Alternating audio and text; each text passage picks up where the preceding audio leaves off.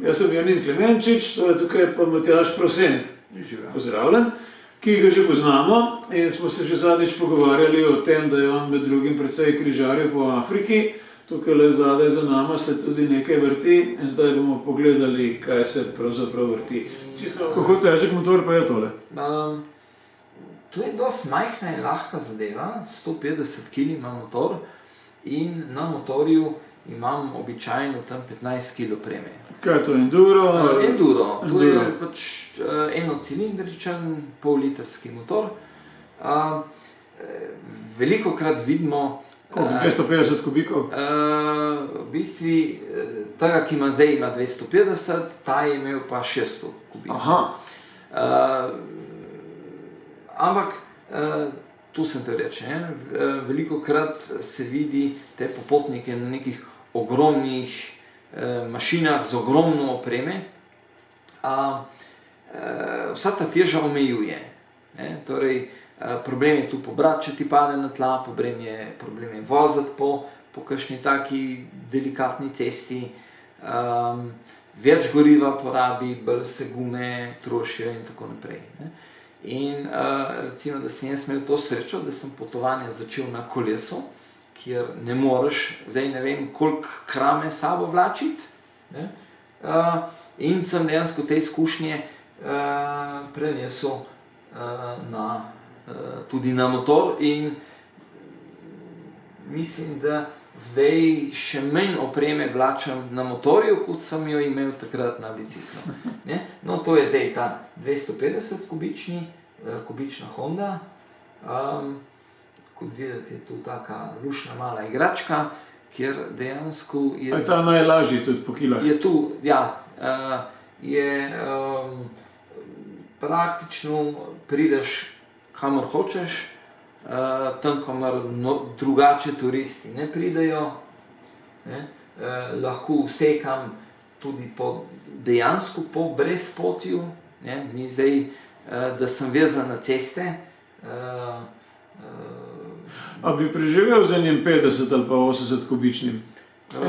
Tudi hodijo, recimo po svetu okrog hodijo z 90 kubičnimi skuterji.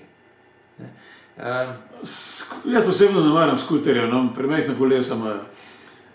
Ja, je omejitev, ampak... Čim so malo večje skale, že kamor ne greš. Tako, ja. Skuteri, mopedi, vse se da. Mopedi ja, skuteri pa je... Zdaj, jaz ne rad rentam zadeve, rad vlačim svojo opremo sabo, kar vem, da ji lahko zaupam. Recimo tukaj dejansko, tu je ob maroško-alžirski meji in tukaj še GPS ni delal, ker očitno Alžirci motijo signal in na GPS-u mi je kazalo vse satelite, ampak signala pa ni bilo. In tle je že meja, no in jaz sem prišel po tej strani in me je prestregla maroška patrulja in so me obrnili v pravo smer. Ampak tako, sredi niča, nikjer nobenega, tako da dejansko sem absolutno sam. No, to je pa v Mauretaniji. Malo skačemo časovno, tista slika je kasneje nastala, ta je bila prej. Recimo, to je en tak element, ki ga imam rad v puščavi.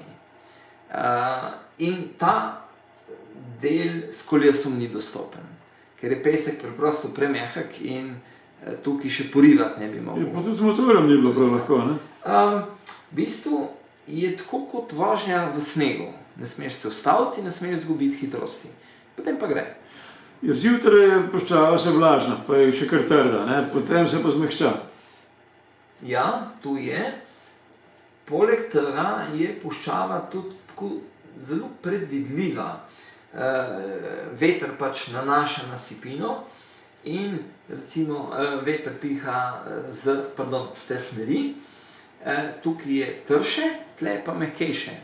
Tam, kjer odlaga pesek, tega veter nabija, medtem ko ga pa tam odlaga in nekako se po teh valovih, pa po barvi peska vidi, kje je sipina kompaktna, kje se lahko po njej pelješ, kje se bo pa zadeva udrla. Ne.